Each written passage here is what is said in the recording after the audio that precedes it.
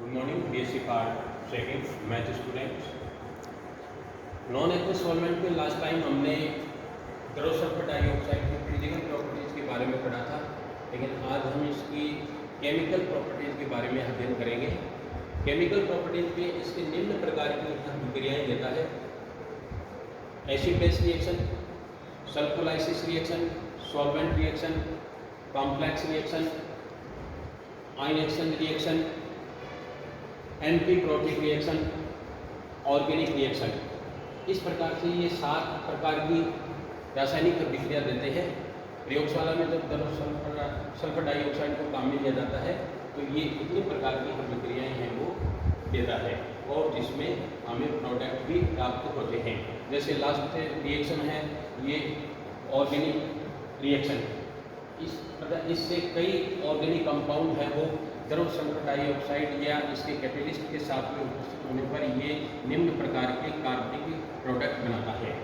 तो पहले अपनी एसिड बेस रिएक्शन, द्रव सल्फर डाइऑक्साइड के अंदर इसके मॉलिक्यूल है वो आपस में स्वतः आयनिक गुण दर्शाते हैं, यानी इनमें स्वतः ऑटो आयनाइजेशन की क्रिया होती है, जिसके कारण इसमें धनाइन और ऋणाइन बनते हैं।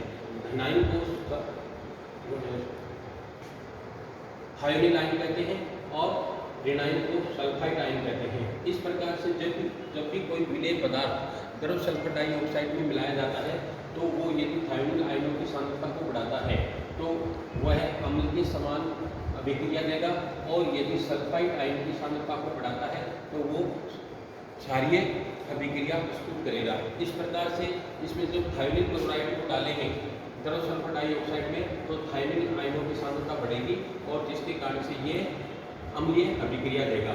और इसी प्रकार से सीजियम सल्फाइड को यदि द्रव सल्फर डाइऑक्साइड में मिलाया जाता है तो ये सल्फाइड आयनों की सांद्रता को बढ़ाता है, जिसके कारण से क्षारीय अभिक्रिया होती है। इसी प्रकार से थायोनिल ब्रोमाइड को यदि अपने इसमें द्रव सल्फर डाइऑक्साइड में डिजोल्व करते हैं तो थायोनिल आयनों की सांद्रता बढ़ेगी, जिसके कारण से अम्लीय अभिक्रिया देगा। इसी प्रकार से पोटेशियम सल्फाइड को यदि द्रव सल्फर डाइऑक्साइड में मिलाते हैं तो ये सल्फाइड आयन की सांद्रता को बढ़ाता है, जिसके कारण से क्षारीय अभिक्रिया प्रस्तुत करेगा।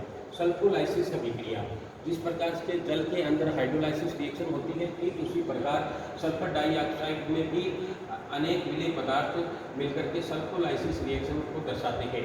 जैसे नाइट्रियम पेंटाक्लोराइड को जब द्रव सल्फर डाइऑक्साइड में डिजोल्व करेंगे तो ये नाइट्रियम ऑक्सीक्लोराइड बनाता है, जो एक सल्फोलाइसिस रिएक्शन को दर्शाता है।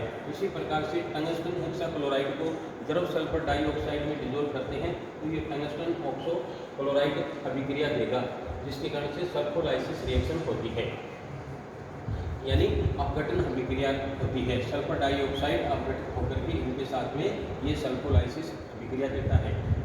नंबर 3 है सॉल्वेंट रिएक्शन। सॉल्वेंट रिएक्शन यानी विलेय पदार्थ के साथ द्रव सल्फर डाइऑक्साइड के मॉलिक्यूल एडिशन होकर के इस प्रकार के सॉल्वेंट कंपाउंड बनाते हैं, जिसे अपने एडिशन प्रोडक्ट कहते हैं, जिसके मध्य विलेय पदार्थ और द्रव सल्फर डाइऑक्साइड के मध्य कोऑर्डिनेशन बॉन्ड बनता है, जिसके कारण से ये कोऑर्डिनेटेड या सॉल्वेंट उत्पाद कहते हैं। जैसे पोटेशियम आयोडाइड को जब द्रव सल्फर डाइऑक्साइड में डिजोल्व करेंगे तो यह एडिशन होकर के KiO4SO2 उत्पाद बनाता है, जैसे इसे संकुल उत्पाद भी कहते हैं, KiSO2 का होल 4 का होल। इसी प्रकार से RBI+4SO2 ये भी एक एडिशन यानी सॉल्वेंट रिएक्शन देता है, तो RBI4SO2 उत्पाद बनाता है। पोटेशियम थायोसाइनेट ये भी द्रव सल्फर डाइऑक्साइड के साथ में क्रिया करके एडिशन का प्रोडक्ट बनाता है, जिसे सॉल्वेंट उत्पाद कहते हैं, HCN2SO2। नेक्स्ट है कॉम्प्लेक्स रिएक्शन। द्रव सल्फर डाइऑक्साइड अनेक विलेय पदार्थों के साथ में अभिक्रिया करके संकुल यौगिक बनाता है। जैसे इसमें I2 यानी आयोडीन को पोटेशियम आयोडाइड में डिजोल्व करेंगे द्रव सल्फर डाइऑक्साइड की उपस्थिति में तो पोटेशियम आयोडाइड संकुल बनता है, यानी Ai3 बनता है।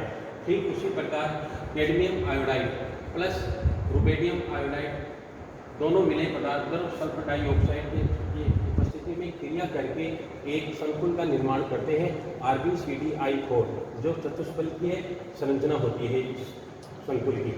इसी प्रकार से मर्क्यूरिक आयोडाइड, ये भी पोटेशियम आयोडाइड के साथ क्रिया करके जब सल्फर डाइऑक्साइड की उपस्थिति में मर्क्यूरी कॉम्प्लेक्स बनाता है यानी HgI4 बनाता है। तो इसकी जैसे 2A positive plus HgI4 negative. ठीक उसी प्रकार एंटीमनी पेंटाक्लोराइड और पोटेशियम क्लोराइड द्रव SO2 की उपस्थिति में क्रिया करके एंटीमनी कॉम्प्लेक्स का निर्माण करते हैं यानी KHpCl6 का उत्पाद बनाते हैं और जो कॉम्प्लेक्स होता है। इसी प्रकार से HpCl3 + 3SOCl2 क्रिया करके द्रव SO2 की उपस्थिति में थायोनिक संकुल का निर्माण करते हैं यानी एंटीमनी हेक्साक्लोराइड संकुल बनता है। नेक्स्ट है आयन एक्सचेंज रिएक्शन, आयन विनिमय अभिक्रिया। जिस प्रकार से जल के अंदर आयन विनिमय अभिक्रिया होती है, ठीक उसी प्रकार द्रव सल्फर डाइऑक्साइड है वो भी आयन विनिमय अभिक्रिया देता है यानी प्रेसिपिटेशन रिएक्शन देता है। इस अभिक्रिया में आयनों का आदान प्रदान होता है द्रव सल्फर डाइऑक्साइड की उपस्थिति में और उत्पाद है वो अवक्षेप के रूप में प्राप्त होता है। जैसे antimony trichloride plus lithium iodide का अलग अलग द्रव SO2 विलायक में विलयन बनाते हैं और जब दोनों विलयनों को आपस में मिलाया जाता है तो एंटीमनी ट्राई आयोडाइड का अवक्षेप प्राप्त होता है और 3 लिथियम क्लोराइड का विलयन बनता है। अब जैसे यहाँ पर जब इसको द्रव SO2 में डिजोल्व करेंगे तो HpCl3 है वो 2 भागों में डिवाइड हो जाएगा, पॉजिटिव और नेगेटिव आयन बनाएगा। तो एंटीमनी +3 और 3Cl नेगेटिव आयन बनते हैं। ठीक उसी प्रकार द्रव SO2 में लिथियम आयोडाइड को जब डिजोल्व करेंगे तो 3Li positive plus 3 iodide ion negative ion बनते हैं। अब इनका देखो एंटीमनी +3 आयन है वो तो इसके 3 आयोडाइड आयन के साथ क्रिया करेगा और 3Cl है वो लिथियम आयन के साथ में क्रिया करते हैं यानी दोनों आयनों का आदान प्रदान होता है। तो आदान प्रदान करके ये यौगिक आयनों का यानी विनिमय करते हैं जिसके कारण से उत्पाद है वो हमें अवक्षेप के रूप में प्राप्त होता है। ठीक उसी प्रकार जब एल्यूमिनियम क्लोराइड का द्रव SO2 में विलयन बनाएंगे तो ये भी Al+3 और 3Cl नेगेटिव आयन में टूट जाता है। दूसरा विलयन सोडियम आयोडाइड का द्रव सल्फर डाइऑक्साइड में विलयन बनाएंगे तो सोडियम पॉजिटिव आयन और आयोडीन नेगेटिव आयन बनता है और इन दोनों को आपस में मिलाने पर ये आयनों का आदान प्रदान करते हैं जिसे एल्यूमिनियम आयोडाइड I3 है वो अवक्षेप के रूप में प्राप्त होता है यानी उत्पाद LiI3 का बनता है +3 NaCl है वो विलयन बन जाता है। इसी प्रकार से अमोनियम थायोसाइनेट NH4HCl को द्रव सल्फर डाइऑक्साइड में डालेंगे तो ये NH4 पॉजिटिव आयन और थायोसाइनेट नेगेटिव आयन बनता है। ठीक उसी प्रकार थायोनिल क्लोराइड को भी द्रव SO2 में विलय करेंगे तो थायोनिल +2 और 2Cl नेगेटिव आयन बनते हैं और जब इनको आपस में मिलाया जाता है तो ये आपस में आयनों का आदान प्रदान करके ये NH4Cl का अवक्षेप बनाएंगे और थायोनिल थायोसाइनेट का विलयन बनता है। ठीक उसी प्रकार से सिल्वर एसीटेट CH3COOH इसको द्रव सल्फर डाइऑक्साइड में मिलाएंगे तो ये CH3CO नेगेटिव और Ag+ आयन देगा और साथ में दूसरा विलयन है द्रव सल्फर डाइऑक्साइड का SOCl2 तो ये थायोनिल आयन और 2 क्लोराइड आयन बनाकर के जब इनको आपस में मिलाते हैं तो आयनों का आदान प्रदान करके 2AgCl का अवक्षेप यानी व्हाइट AgP बनता है और थायो एसीटेट का निर्माण होता है। तो इस प्रकार से इस अभिक्रिया द्रव सल्फर डाइऑक्साइड में आयनों का विनिमय होकर के ये आयन विनिमय अभिक्रिया दर्शाते हैं।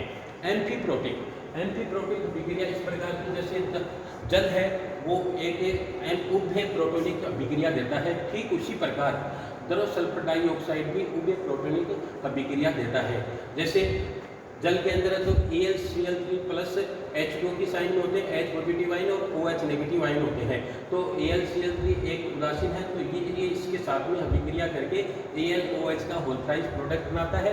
ठीक उसी प्रकार द्रव SO2 में भी aluminium chloride AlCl3 + 3SO2 = AlSO3 का होता है यानी एल्यूमिनियम सल्फेट यौगिक का निर्माण करता है, जो उभय प्रोटॉनिक अभिक्रिया कहलाती है। ठीक उसी प्रकार Al2SO4 plus 3SO2 is equal to AlSO4 का SO3 का वोल्ट्राइज, ये भी एक उभय प्रोटॉनिक प्रोडक्ट होता है। इस प्रकार से ये कुछ यौगिकों के साथ में उभय प्रोटॉनिक अभिक्रिया देता है। Garros sulphur dioxide, Garros sulphur dioxide है वो कार्बनिक यौगिकों के साथ में मुख्य अभिक्रिया देता है। इसका कारण यह है कि इसमें कार्बनिक यौगिक विलेय होते हैं, दूसरा ये अक्रिय माध्यम होता है, दूसरा ये अज्वलनशील होता है, जिसके कारण से ये कार्बनिक यौगिकों के साथ में अनेक अभिक्रिया गुण दर्शाता है। जैसे सल्फोनेशन, यानी क्या कहते हैं उसको, सल्फोनीकरण। तो सल्फोनीकरण में इसके अंदर जब बेंजीन की अभिक्रिया और क्लोरोसल्फ्यूरिक ClSO3H द्रव SO2 की उपस्थिति में क्रिया करके ये फिनाइल सल्फाइड बनाता है और साथ में ये इस प्रकार से सल्फोनेशन अभिक्रिया देता है। इसी प्रकार से जैसे ये अभिक्रिया C6H6 प्लस सल्फाइड आयन द्रव SO2 की उपस्थिति में क्रिया करके C6H5SO3H कंपाउंड बनाता है। दूसरी है एडिशन रिएक्शन, द्रव सल्फर डाइऑक्साइड की उपस्थिति में अनसैचुरेटेड हाइड्रोकार्बन यौगिक मार्कोनिकोव के नियम के अनुसार एडिशन अभिक्रिया दर्शाते हैं। जैसे ये एल्किन है वो ब्रोमीन के साथ में क्रिया करके द्रव सल्फर डाइऑक्साइड की उपस्थिति में ब्रोमीन यानी CH2Br यौगिक बनाती है, यानी एल्किन से एल्केन ब्रोमो एल्केन का निर्माण होता है, यानी डबल बॉन्ड से ये सिंगल बॉन्ड में कन्वर्ट हो जाता है। इस प्रकार की अभिक्रियाओं को एडिशन अभिक्रिया कहते हैं। ठीक उसी प्रकार से एल्काइन है CH triple bond CH plus Cl2, तो ये एल्किन में कन्वर्ट हो जाता है द्रव सल्फर डाइऑक्साइड में हैलोजन के साथ क्रिया करके, जिससे CHCl डबल बॉन्ड CHCl यौगिक बनाता है। तीसरी रिएक्शन है सब्स्टिट्यूशन रिएक्शन, कार्बनिक अभिक्रियाओं के साथ द्रव सल्फर डाइऑक्साइड में कार्बनिक यौगिक हैं वो प्रतिस्थापन अभिक्रिया देते हैं। जैसे फिनोल है, फिनोल ब्रोमीन के साथ क्रिया करके द्रव सल्फर डाइऑक्साइड यानी SO2 की उपस्थिति में ये ब्रोमोफिनोल बनाता है, तो C6H4OH Br। ठीक उसी प्रकार फिनोल के साथ नाइट्रोजन ऑक्साइड क्रिया करके C6H4OH यानी ऑर्थो नाइट्रोफिनोल यौगिक का निर्माण करता है। इस प्रकार से ये प्रतिस्थापन अभिक्रिया गुण भी दर्शाता है द्रव सल्फर डाइऑक्साइड कार्बनिक यौगिकों के साथ में। मोस्ट इम्पोर्टेंट रिएक्शन है फ्रीडल क्राफ्ट रिएक्शन। ये भी एक कार्बनिक अभिक्रिया है जिसमें द्रव सल्फर डाइऑक्साइड और कैटेलिस्ट यानी एल्यूमिनियम क्लोराइड की उपस्थिति में बेंजीन है वो एथिल क्लोराइड के साथ क्रिया करके एथिल फेनिल यौगिक का निर्माण करता है। जैसे C6H6 प्लस C2H5Cl द्रव सल्फर डाइऑक्साइड है और AlCl3 है वो यहाँ पे कैटेलिस्ट के रूप में कार्य करता है, तो C6H5 बनता है और प्लस HCl। इसी प्रकार से phenol C6H5OH plus acid benzyl chloride, तो C6H5COCl ये द्रव SO2 और AlCl3 की उपस्थिति में C6H5OC डबल बॉन्ड OC65 यौगिक का निर्माण करता है। इस प्रकार से द्रव सल्फर डाइऑक्साइड है वो ये निम्न प्रकार की अभिक्रियाओं को दर्शाता है।